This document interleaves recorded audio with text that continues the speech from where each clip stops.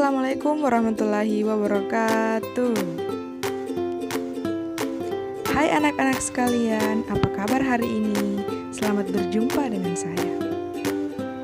Perkenalkan, nama saya Fasnuhal dari kelas M82, jurusan Pendidikan Guru Sekolah Dasar Fakultas Ilmu Pendidikan Universitas Negeri Makassar.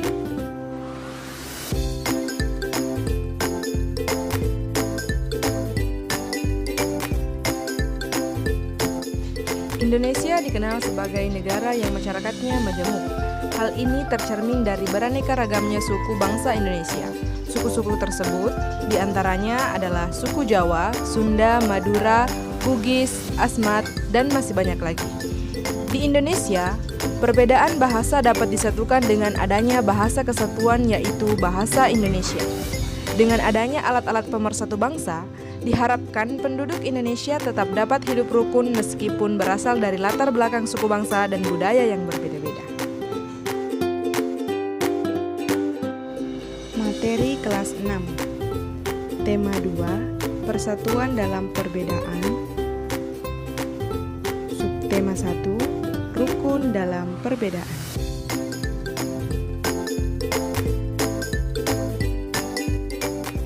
Kompetensi dasar muatan pembelajaran PPKN.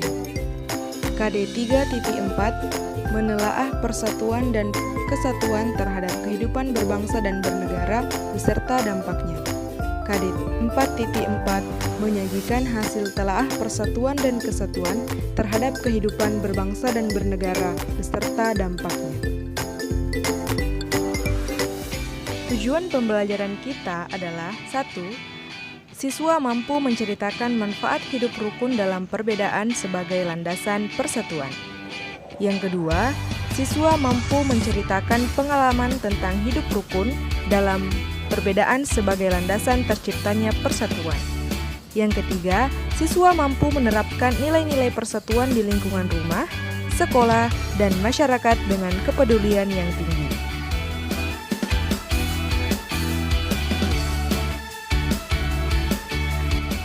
Pelangi indah karena warna yang berbeda-beda. Hidup berbangsa dan bertanah air indah jika kita hidup rukun walaupun berbeda-beda. Makna persatuan dalam perbedaan. Di keluarga besarmu mungkin ada yang berasal dari suku yang berbeda. Di lingkunganmu mungkin juga ada yang berbeda budayanya. Dan saat pergi ke daerah lain, kita dapat mendengar bahasa daerah yang berbeda pula. Bahkan di sekolahmu juga mungkin ada beberapa agama seperti agama Islam, Kristen, Katolik, Hindu, ataupun Buddha.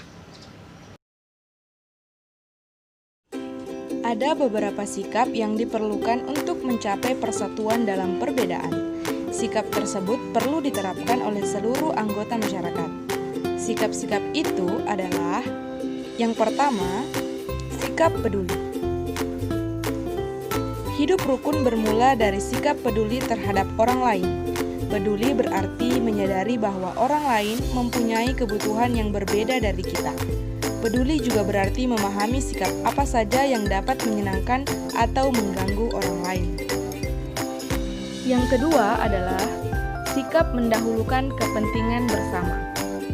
Sebagai bagian dari masyarakat yang beragam, kita perlu mendahulukan kepentingan bersama di atas kepentingan pribadi atau golongan. Kepentingan bersama dapat mencakup kepentingan suatu lingkungan masyarakat, sekolah, ataupun negara. Yang ketiga adalah toleransi kepada orang lain. Toleransi artinya sikap saling menghormati dan menghargai antar individu meskipun terdapat perbedaan. Toleransi ini merupakan sikap yang harus kita terapkan dalam kehidupan sehari-hari. Teman-teman di kelas biasanya berasal dari berbagai suku bangsa. Kita dapat mendengar logat daerah yang berbeda-beda. Oleh karena itu, kita harus bersikap toleransi. Nilai-nilai persatuan dalam perbedaan di lingkungan sekolah. Untuk menjaga semangat persatuan di tengah-tengah perbedaan yang ada, kita perlu memupuk sikap peduli, toleransi, dan mendahulukan kepentingan bersama. Contohnya adalah piket kelas bersama-sama membuat pekerjaan menjadi lebih ringan dan cepat selesai.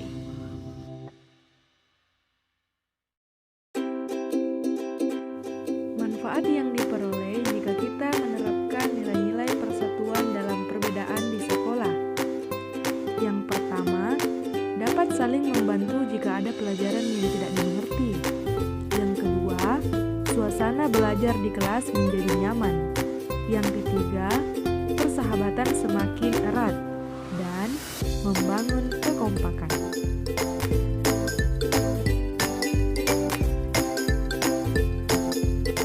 Pelaksanaan nilai-nilai persatuan dalam perbedaan di lingkungan masyarakat.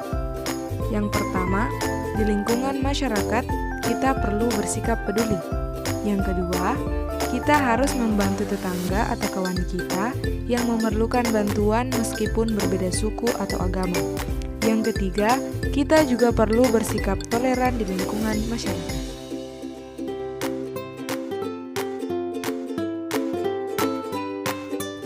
Manfaat yang diperoleh jika kita menerapkan nilai-nilai persatuan dalam perbedaan di masyarakat. Yang pertama, kehidupan bermasyarakat menjadi aman, tentram, dan damai. Yang kedua, masalah lebih cepat terselesaikan karena semua masyarakat bersatu. Yang ketiga, lebih banyak pendapat yang disampaikan ketika bermusyawarah. Demikian pemaparan materi hari ini. Apabila ada yang belum jelas, silakan didiskusikan dengan keluarga, teman, atau gurunya ya. Baiklah, saya akhiri sampai di sini pertemuan kita hari ini. Semoga materi yang saya paparkan bisa adik-adik pahami.